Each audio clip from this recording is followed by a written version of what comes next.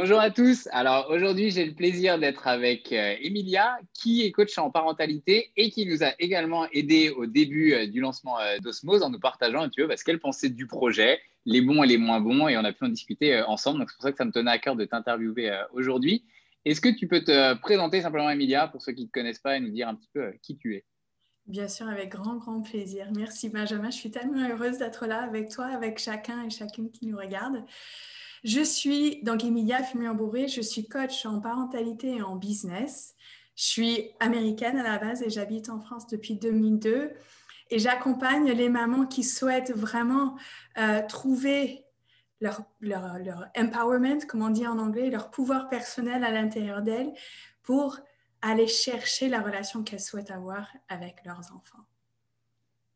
Comment, j'aime toujours savoir un petit peu l'histoire, tu vois, qui se cache derrière ça et comment t'en es arrivé, toi, justement, à te dire j'ai envie de faire ça, j'ai envie de me former. Je sais que tu t'es pas mal formé derrière en parallèle. Comment Oui. tu t'es dit au bout d'un moment, j'ai envie vraiment de me former et en plus d'accompagner les parents, justement? Ben, grâce à mes enfants. Grâce aussi, en fait, j'ai travaillé pendant plus de 10 ans en ressources humaines. Et dans la 11e année, en fait, j'ai été malheureusement pour la deuxième fois victime de harcèlement moral au travail. Ça m'a amené à vivre une dépression et un burn-out. Et avec ça, en fait, j'ai tout remis en question dans ma vie. L'année qui a suivi, en fait, cette période de dépression, j'ai aussi enfin, le diagnostic de mes deux enfants aînés est tombé, qui a dit qu'ils ont tous les deux un trouble du déficit d'attention avec hyperactivité, donc TDAH. Et forcément, en fait, entre cette période de dépression qui m'a amené à remettre en cause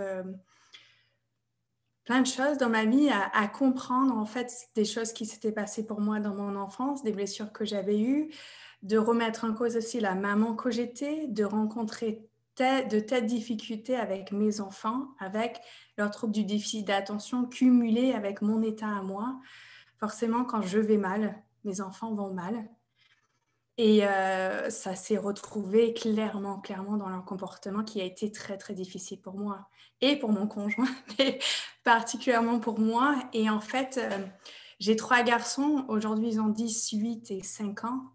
Et grâce à ce cadeau qui était pourtant si difficile à traverser, mais qui est un cadeau pour moi aujourd'hui, ce cadeau de la vie que d'avoir traversé ces difficultés-là, ce cadeau que d'avoir des enfants entre guillemets différents, en fait, ça a fait que je suis devenue la femme que je voulais être, en fait, la maman que je voulais être. Et forcément,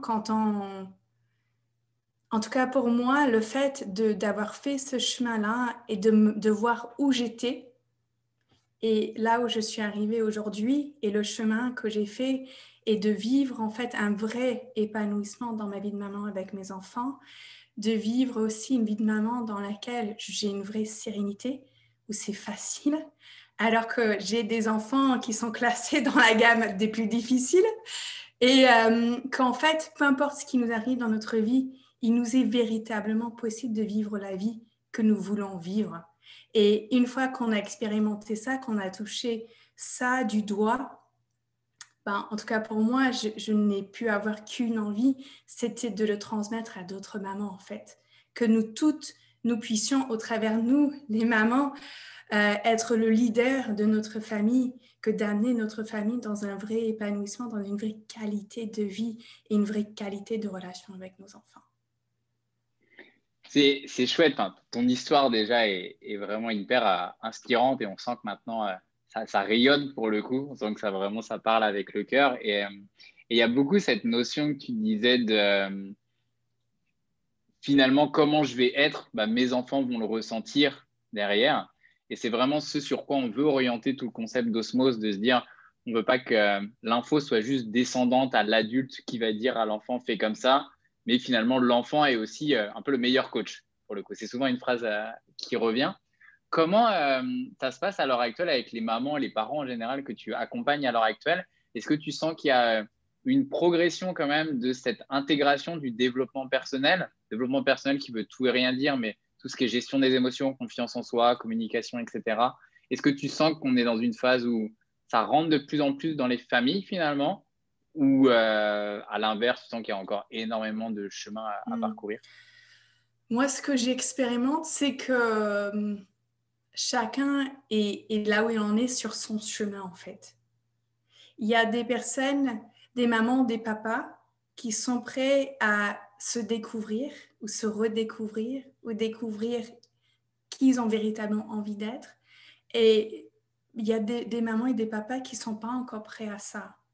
Et en fait, moi, je trouve que c'est très important en fait, de respecter là où nous en sommes et de sentir à l'intérieur de soi. Tu vois, pour moi, ce chemin, ça démarre par me rendre compte de là où j'en suis et de est-ce que la vie que j'ai aujourd'hui, c'est véritablement OK pour moi ou pas. Si c'est OK pour moi et que je ne suis pas dans le développement personnel, mais tant mieux pour moi, en fait.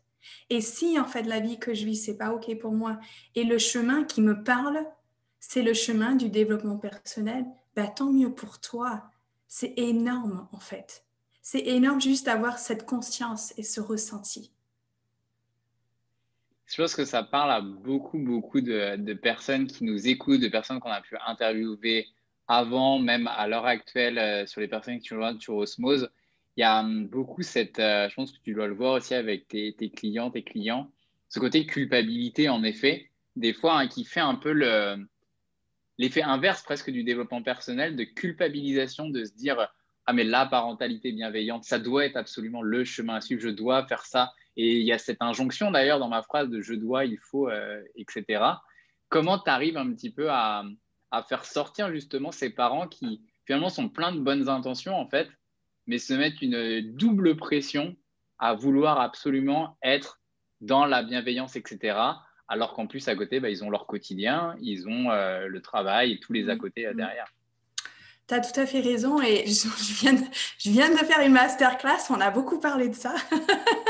Donc, tu es en plein dans la cible du moment pour moi, en tout cas dans ce que, mes accompagnements.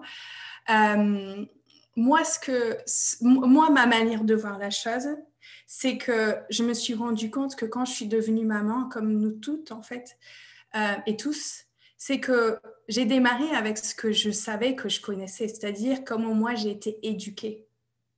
J'ai démarré avec cette base-là. Et en ayant cette base-là, je me suis rendu compte en fait que en fait, ça ne me va pas, cette manière d'éduquer. Et donc, du coup, j'ai essayé d'aller dans la parentalité, le courant de la parentalité positive, la parentalité consciente, la parentalité respectueuse, tout ce que tu veux. Tout ça, c'est le nouveau courant de parentalité. Et en fait, je me suis dit, mais il y a des fois où ça fonctionne, où j'étais là, j'essaye un truc, et c'est cette baguette magique, je l'ai été en chercher. Et j'essaie un truc, et ça fonctionne. Et j'essaie une deuxième fois, ça refonctionne. Et puis en fait, ça ne fonctionne plus. J'étais là, mais qu'est-ce qui se passe? Et puis, il y a des fois, j'essaie et en fait, ça ne fonctionne pas, ça ne fonctionne pas, ça ne fonctionne pas. Et je tourne en rond, je suis là, ah! Et c'est tellement frustrant. Et je me dis, en fait, c'est de ma faute. Tu vois, cette culpabilité, je me dis, forcément, ça marche pour tout le monde, mais ça ne marche pas pour moi. C'est que c'est de ma faute. Il y a quelque chose qui ne va pas pour moi, en fait. Et en fait, ce que j'ai découvert sur ce chemin-là, c'est que pour aujourd'hui, en fait, je n'en veux pas de la parentalité en tout cas de la manière d'éduquer que mes parents, ils ont eu avec moi. Et dans la parentalité positive, il y a des choses que j'adore. Mais en fait, c'est pas non plus important pour moi d'être dans la parentalité positive. En vérité, pour moi, la parentalité que moi je vise et que j'invite mes clientes à aller dedans, c'est de découvrir ensemble sur un cheminement de questionnement, d'expérimentation, de tests, de nouvelles stratégies, comment je peux faire pour trouver ma parentalité. Parce que chaque maman est unique, chaque papa est unique, nos enfants sont chacun uniques, nos familles sont uniques. Donc, comment est-ce qu'on peut venir nous dire, fais ceci, tu suis étape 1, 2, 3 et tout va aller bien? Ça marche pas comme ça en fait. On voit bien, moi je suis pas pareil avec mon fils aîné qu'avec mon deuxième fils, qu'avec mon troisième fils. Mon mari, il n'est pas pareil avec eux que comme moi je suis avec eux. Et eux, ils ne sont pas pareils avec moi que comme ils sont avec lui. Donc forcément, il y a besoin d'une adaptation, d'une personnalisation que chacun sente en fait. Mais c'est justement là le plus difficile.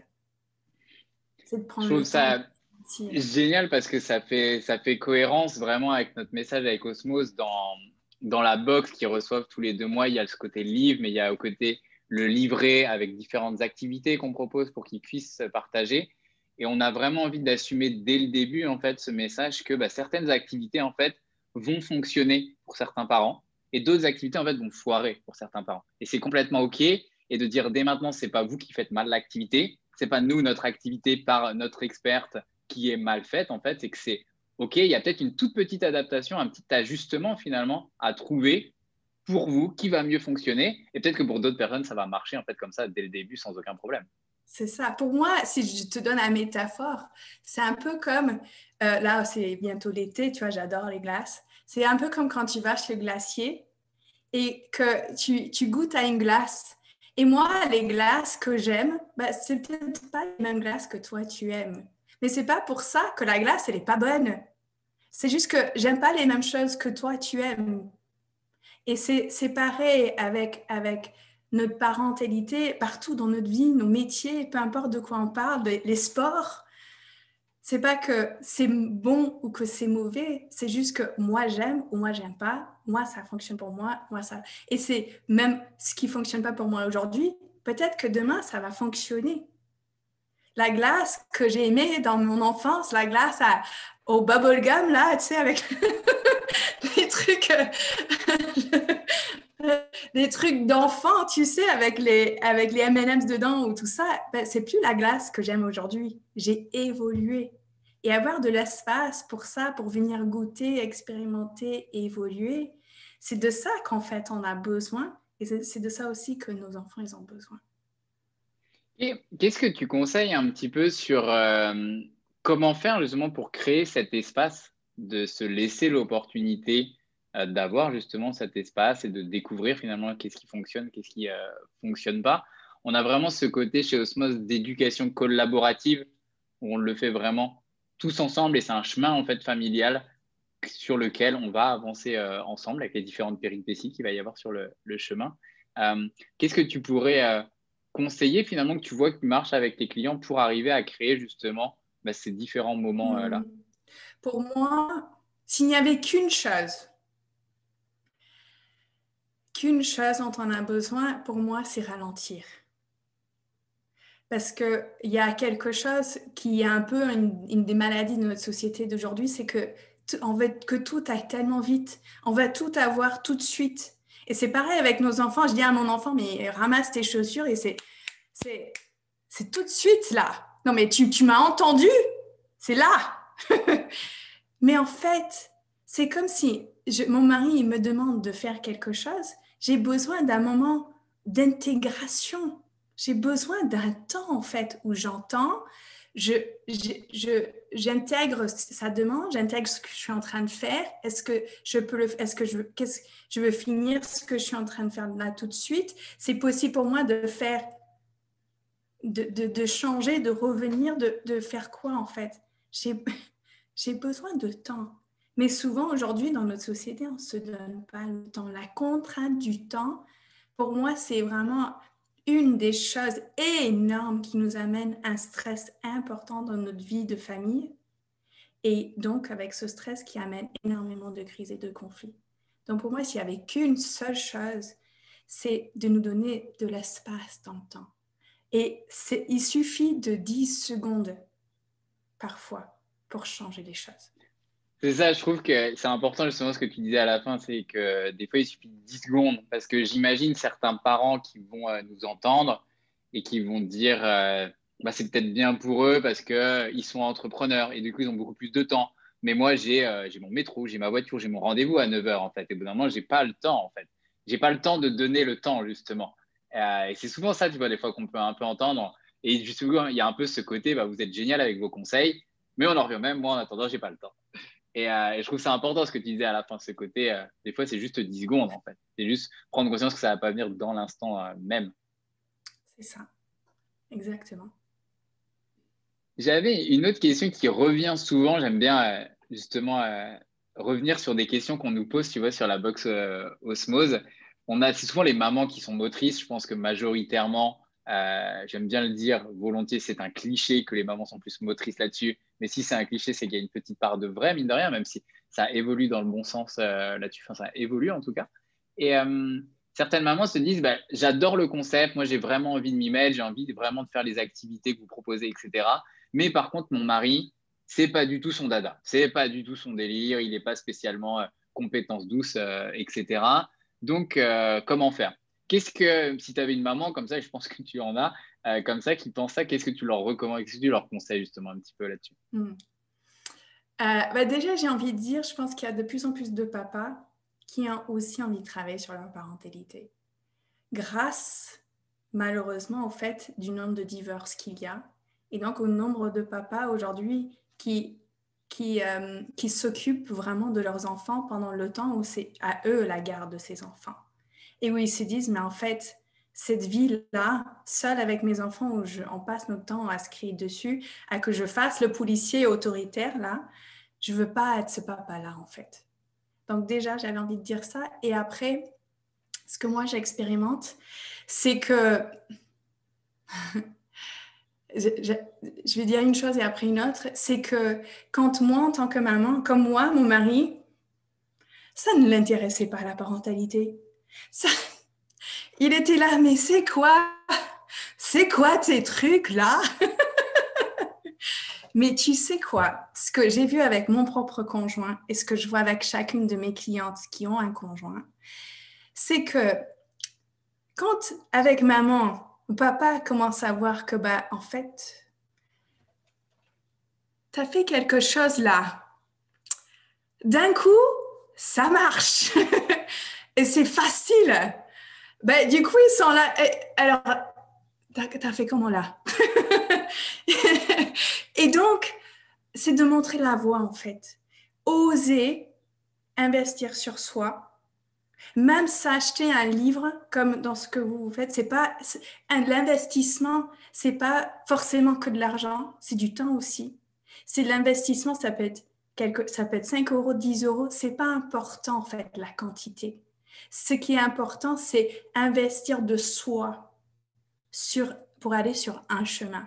Et quand moi, j'ose investir de moi sur le chemin pour aller décrocher la vie que je veux avoir, la vie de famille, la vie de femme, la vie professionnelle aussi que je veux avoir, bah du coup, c'est ça qui change tout en fait. Les autres me suivent parce que j'ai décidé, on va aller là-bas, tu veux venir avec moi, tu es le bienvenu. Si tu veux pas, je respecte en fait. Tu n'es pas obligé d'avoir la même parentalité que moi.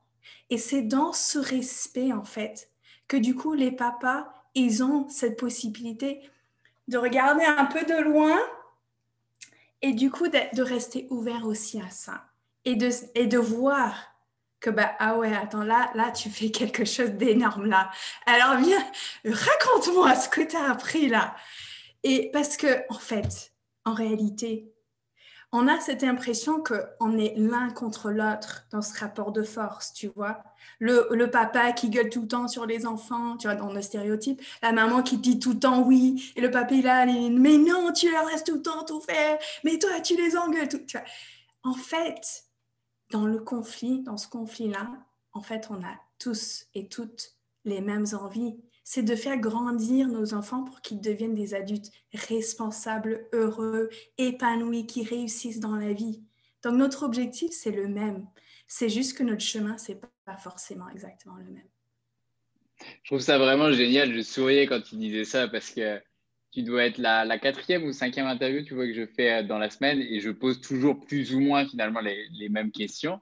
Et c'est intéressant de voir que c'est tout le temps la même chose qui revient à cette question-là, en fait, de lâcher prise, en fait, et accepter avant de vouloir contraindre l'autre, mais plutôt accepter que c'est peut-être pas son délire à l'heure actuelle, la gestion des émotions, et il va peut-être voir la box osmose comme ça et se dire bon, bah, pourquoi pas, c'est une dépense de plus. Peut-être même, il le verra comme une dépense de plus au début. Et petit à petit, se dire, comme tu disais, ah, mais en fait, ça a l'air de marcher ton truc. Dis-moi ta petite astuce, qu'est-ce que tu as fait exactement là-dessus? C'est hyper intéressant de voir les patterns communs qui reviennent. Mais tu sais, moi, en tant que maman, Mon mari, il a rénové notre salle de bain. J'ai été très, très heureuse de lui déléguer cette rénovation-là. Moi, je ne me suis pas impliquée dans comment poser le carrelage et toutes ces choses-là. C'est pareil pour les papas parfois, en fait, dans la parentalité. Ils sont heureux aussi de nous déléguer certaines choses. Et quelle chance nous avons que d'avoir cet espace de liberté-là aussi. Et comme tu dis, c'est pas pour autant, comme tu le disais au début, que mine de rien, il y a quand même de plus en plus, mine de rien, de papas qui s'y mettent et qui se mettent, mine de rien, à ce genre de Ah choses-là. oui, parce que le papa, souvent, c'est pour un homme, c'est souvent ce que je vois, c'est que c'est beaucoup plus facile d'aller dans l'autorité. Mais en même temps, en tant que papa, c'est pas drôle. C'est pas drôle d'être dans l'autorité. Et on aime tous, en tant qu'être humain, nous aimons être dans le plaisir, dans notre joie, dans le bonheur, dans le partage, dans la complicité. Qu'on soit maman ou papa, nous aimons ça. C'est ça que nous voulons vivre avec notre conjoint et dans notre famille. Donc, tous les papas veulent les mêmes choses que toutes les mamans. C'est juste que, bah, en tant que papa, je pense qu'il y a un côté, tu pourras peut-être en dire plus comme tu es un homme, mais ce que je vois, c'est que ça vient facilement, en fait, quand on est papa, d'être dans ce truc autoritaire. Et de plus en plus de papas se posent la question, par contre, de se dire, est-ce que vraiment c'est ce rôle-là que je vais avoir avec mes enfants, comme mon papa a eu avec moi? Ou est-ce qu'aujourd'hui, en fait, je choisis d'être un autre type de papa? Et c'est complètement ce que le côté avoir la conscience déjà de se dire, mais en fait, je suis en train de reproduire la même chose peut-être que mon père faisait avec moi, ou alors je reproduis l'antithèse. Ouais, il y a ça, et après, je pense qu'on pourrait partir pendant très longtemps, mais j'ai tellement détesté ce qu'il a fait pendant mon enfance que je vais faire tout l'opposé, mais qui va générer aussi des inconvénients, et petit à petit, on trouve son Mm. chemin. Euh, Sur la fin de cette interview, j'aime bien savoir, même si, comme on l'a dit, il y a des activités qui ne sont pas, c'est pas la science exacte, et il y en a qui vont marcher, qui ne vont pas marcher. La première des box qu'on va envoyer, c'est une box qui est dédiée sur la gestion des émotions, aussi bien pour l'adulte donc que l'enfant, comme d'habitude. Est-ce que tu aurais des petites routines à mettre en place dans les familles pour la gestion des émotions, ou une activité à proposer, ou un conseil simplement sur faciliter ce côté, toujours dans une thématique éducation collaborative spécifique sur la gestion des émotions? Mm.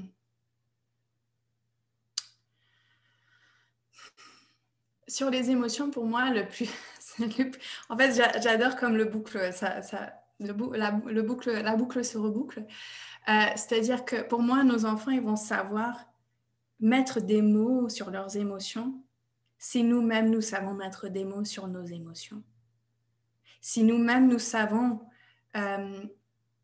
qu'est-ce qui est une vraie émotion, une émotion naturelle, et qu'est-ce qui ne l'est pas. Et si nous-mêmes, nous savons reconnaître ce qui se passe à l'intérieur de nous, en fait. Nos enfants, ils savent ils savent très bien ce qu'ils ressentent. Ils savent juste pas quel mot mettre sur ça. Et donc, plus moi, je sais ce que moi, je ressens, plus je vais pouvoir naturellement être en empathie avec mon enfant et ressentir ce qu'il ressent par cette empathie, et donc l'aider à mettre des mots sur ça, et donc l'aider à le traverser. Mais si moi, je ne sais pas, bah, je ne vais pas pouvoir l'accompagner. Tout comme si moi, je ne sais pas jouer au tennis, je ne vais pas pouvoir apprendre le tennis à mon enfant. C'est exactement pareil avec les émotions. Donc l'idée, ça serait de ne pas hésiter en tant qu'adulte, des fois, de dire à son enfant, là, je me sens un petit peu triste, ou là, je me sens un petit peu en colère, ou exprimer finalement, verbaliser finalement quelle est l'émotion dans Oui, et laquelle lui on est demander, à l'heure actuelle. qu'est-ce que ça te fait? Tu te sens triste? Tu te sens en colère? Tu es déçu? Et même, tu vois, tu aurais tellement voulu que ça se passe différemment. Tu regrettes. Plus nous aidons nos enfants à mettre des mots sur ce qui se passe pour eux, à verbaliser, en fait, verbaliser, c'est mettre à l'extérieur de soi. Bah, moins ils vont garder, moins ils vont aller dans des crises et des colères, parce que là, nous sommes finalement des êtres très, très simples. Tout ce dont on a besoin, c'est de se sentir entendu. Et je me sens entendue quand mon parent m'aide à mettre des mots sur ce que je suis en train de traverser. C'est top. Et C'est top pour tous ces conseils. Juste pour terminer, justement, Emilia, j'aime beaucoup terminer l'interview sur un dernier message. Et comme tu l'as dit, la boucle est bouclée un petit peu vis-à-vis de comment on a démarré l'interview et comment on la termine.